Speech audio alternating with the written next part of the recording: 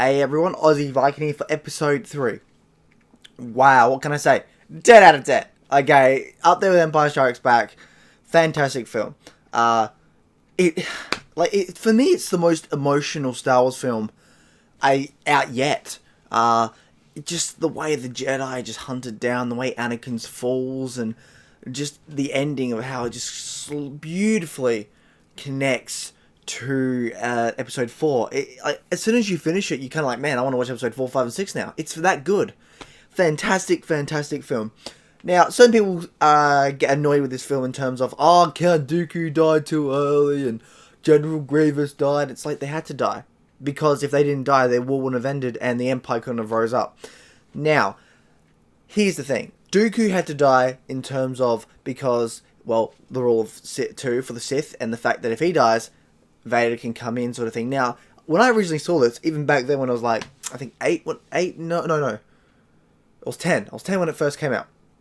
Even then, I was like, oh man, they're totally just they're gonna kill him. They're gonna kill Dooku like they did the Emperor at the end of episode 6, not 7. Return of the Jedi, where he just dies at the end and then somehow Vader becomes a bad guy. No, it didn't happen. I really liked how they did it. Think about it. Anakin defeats Dooku. He becomes very cocky, which is part of his character. And very much like, he deserves it. He defeated Dooku. That kind of comes back later on where he's like, you can't be a master. And he's like, that's unfair. Especially considering everything he's gone through. He's defeated the strongest Sith Lord.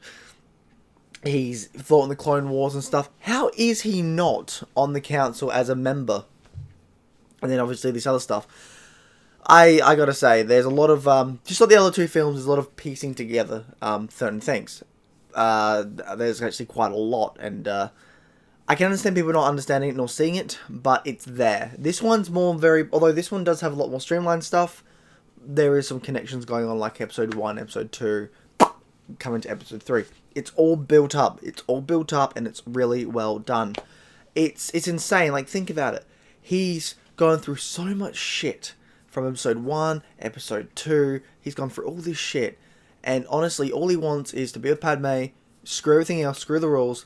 And when he finds out he's got a child on the way, he wants out. He's like, I want my child, I want my wife, I want out of here. Alright, I want people to respect me. But what happens? He gets used by both sides. People that he trusted. And the only one that gives him that little bit more trust is Palpatine. He's still using him, you can tell. And I'm 90% certain, or actually 100% certain more or less, that Palpatine's the one that's just like, yeah, okay, guess what? I'm going to kill your wife, sort of thing. And I just love that, just because now when I read the Vader comic book, where it's like, oh, I have a son, I can't help but have Anakin thinking back to when Palpatine's like, you killed him. I mean, you killed her. And he's like, hang on, no I didn't, she had a kid. So it's like stuff like that makes you go, wow, like, you know that Vader was going to get Luke, was going to 100% get Luke and destroy the Emperor. It was obvious, but now it's such a good backstory that you're like, fuck yeah, I'm rooting for Vader, like, fuck yeah. See, the best things that this series did, for a lot of people, at the very least, if you hate the prequels, but you can enjoy what they gave us, they made Yoda more badass, Obi-Wan more badass, and they made the Emperor a lot scarier. Let's be honest here, Emperor in episode 6, sorry, he was shit. He was, old and powerful. We get that. But that was it. We had nothing else. Just, I'm old and powerful and shoot lightning. That was it. Here, he's strong. You can tell by how he just defeats all those Jedi when they come to take him from the Senate. Which is actually an interesting scene. So, obviously, when they were shooting it, they were going to do it a lot better. They were going to make a really good, powerful fight choreography.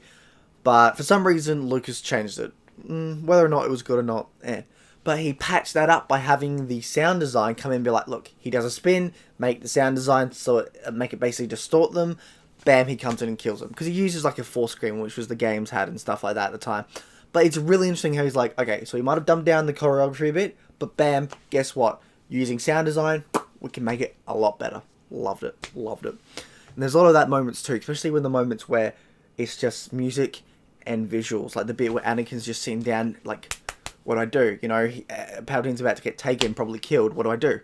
He goes right in there, and it's such a beautiful contrast with Anakin one way, Padme the other. It's scary, but So good. Oh man, no problems whatsoever.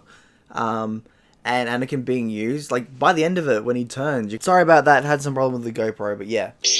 But I got this. This is cool.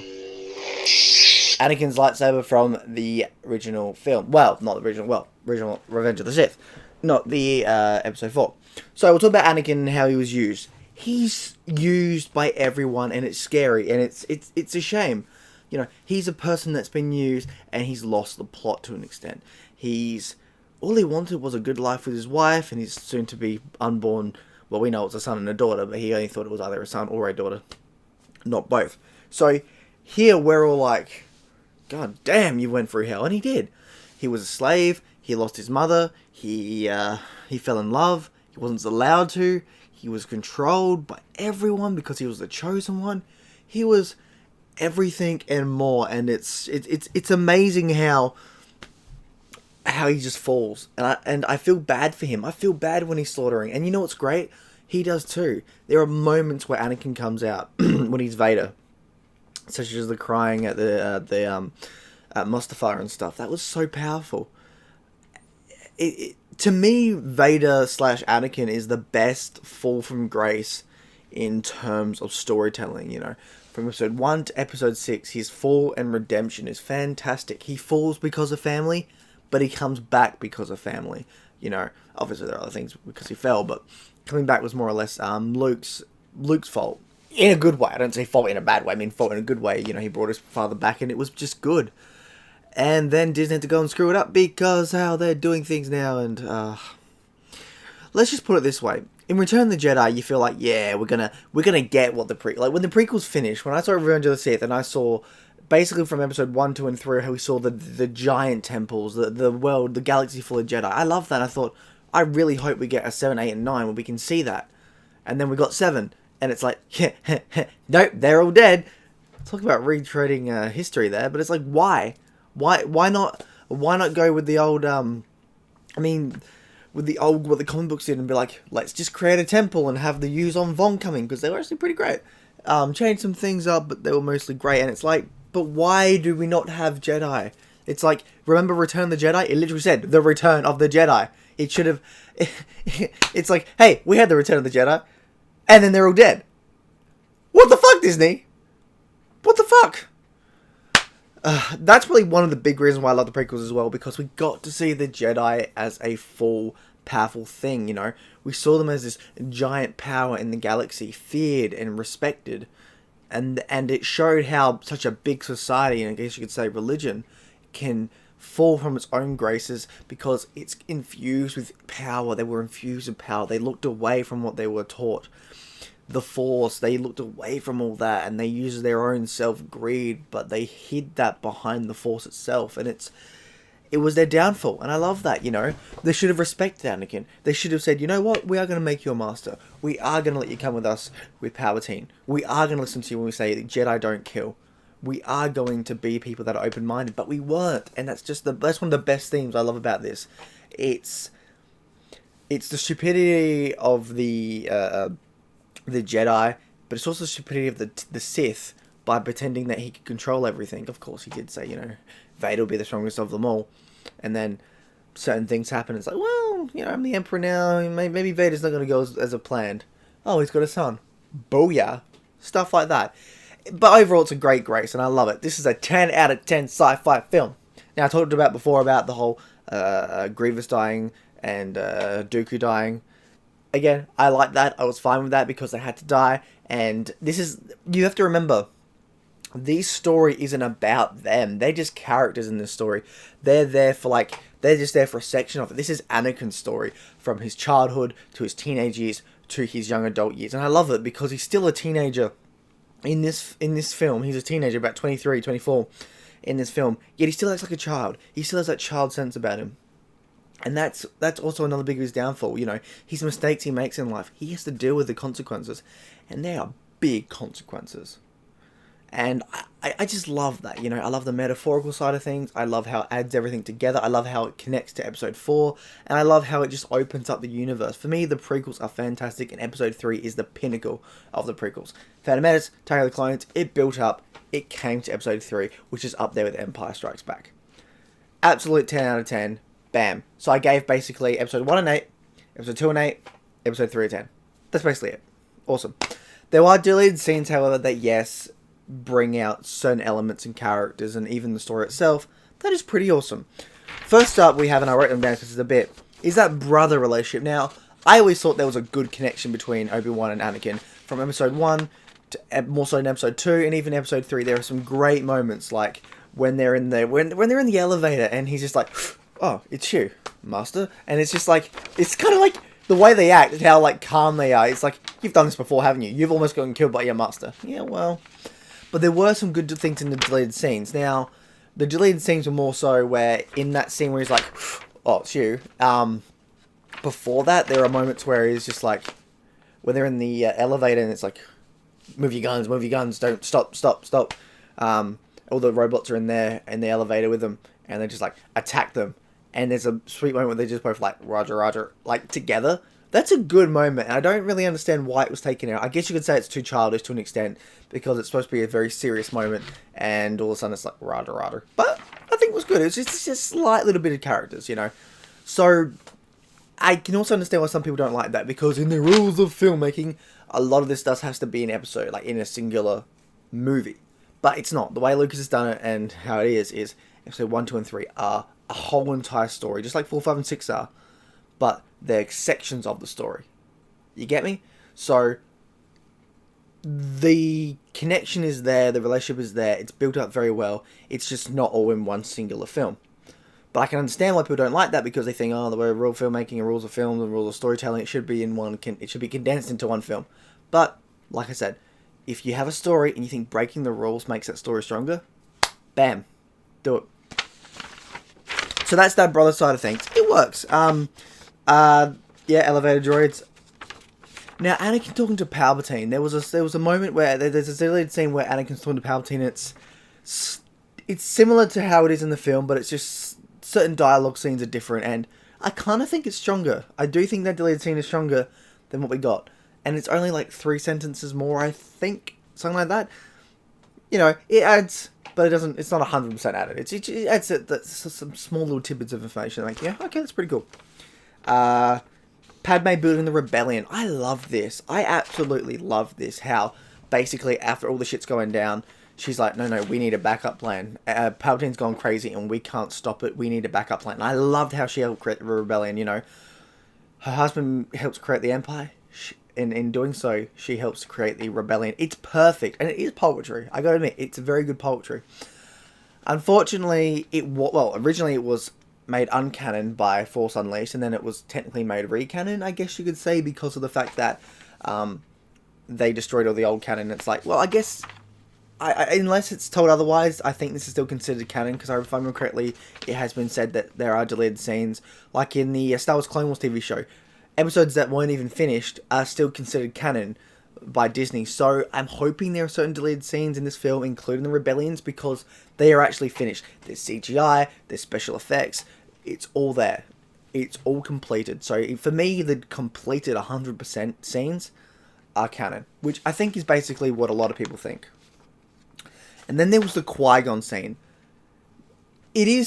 They did come back to this in the Clone Wars TV show, which is a fantastic TV show, and while I think episode 1, 2, and 3 are solid overall as a whole entire story, the Star Wars Clone Wars does flesh it out even more, which is great, honestly. If you're someone that couldn't see what, you know, I and many other fans see in episode 1, 2, and 3, check out Star Wars The Clone Wars TV show. It's really good, it has some great arcs, and really makes me, and honestly, after watching that, I'm more excited for The Last Jedi, somewhat, yeah. But yeah, overall, fantastic.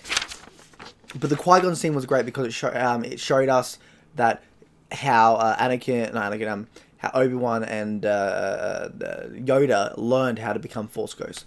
Pretty interesting. Unfortunately, they couldn't get Liam Neeson to do the dialogue at the time because he's like shooting, I think, Taken or something. So fair enough. Senate scenes with Padme. We talked about that. Now this is strange. So Yoda on Dagobah. I don't know why this was cut out.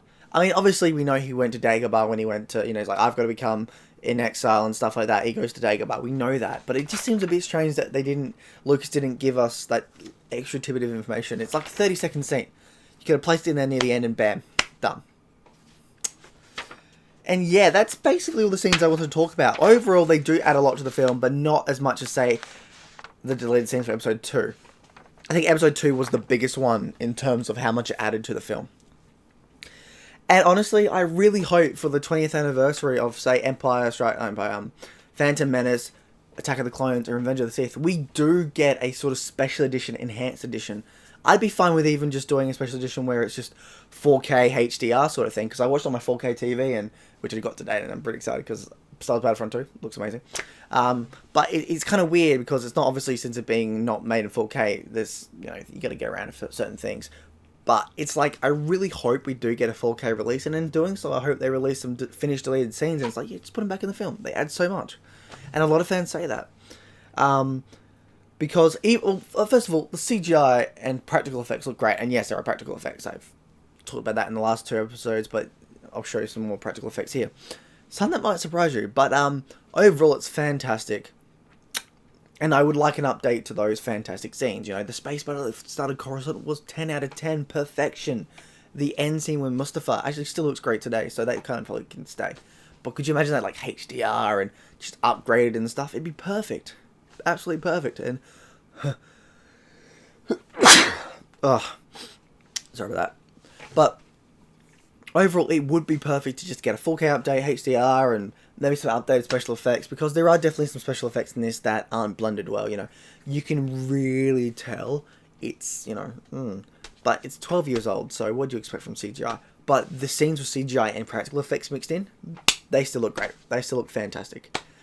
So yeah, that's my thoughts on episode 3. Definitely my favourite Star Wars film behind Empire, as I keep saying. 10 out of 10, just like Empire. And honestly, it took every great thing from episode 1 and 2, and even 4, 5, and 6, and just mashed it together. Like, every time I finish that film, every time I finish that film, I've at least got emotional during that film. Because this is actually one of the only ones that makes me emotional, because it's just so strong. The soundtrack, which is probably one of the best soundtracks ever. The metaphorical side of things, and just the power behind it all. That end fight with Kenobi and Anakin, I think it's the best damn fight in all of Star Wars. Fantastic. People will complain and say, no, it's not, because of the old shitty fighting in the original films. And it's like, you have that opinion. I have my opinion, obviously. I respect that opinion, but I disagree. I think the emotional side of things, again, the metaphorical side of Mustafar, the birth and the death and rebirth of Anakin to Vader is cemented there, and I just love that. And I do love what Disney's doing with that sort of canon side of things. And overall, it just comes together, and honestly, it's one of my favorite films of all time. It's fantastic. Could use some upgrades with certain deleted scenes being added back in, but I understand why they weren't added back in. Say, like, the Rebellion Rebirth. The story is about Anakin, going all the way to the rebirth of the Rebellion, or the creation of the Rebellion. It's kind of like, do we need it? Yes, because it's great backstory, but on the other side, it doesn't follow Anakin as much as you think. Although there is definitely that contrast, so it depends. If they do release one, it's like, just give us half and half. Give us a normal version of it, and give us an extended version, and let us pick. But yeah, honestly, Aussie Viking out. I've had so much fun, and I'm going to awesomely play with my awesome lightsaber. And probably play some Battlefront, which still sucks that in Battlefront we still don't have an Anakin, Obi-Wan, or Grievous, or Dooku, or Padme. Like, what the hell, DICE, what the hell? Anyway, Aussie Viking out, Sim Valhalla, bye.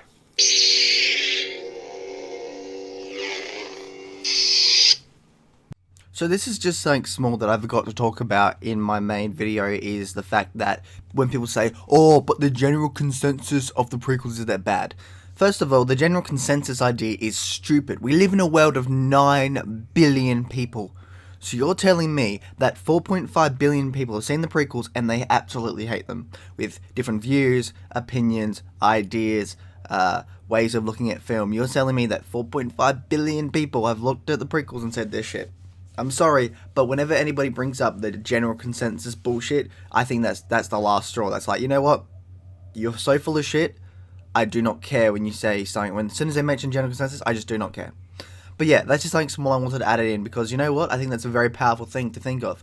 We live in a world of 9 billion people. Anybody saying that the general consensus or everybody has this view and opinion is full of shit. But hey,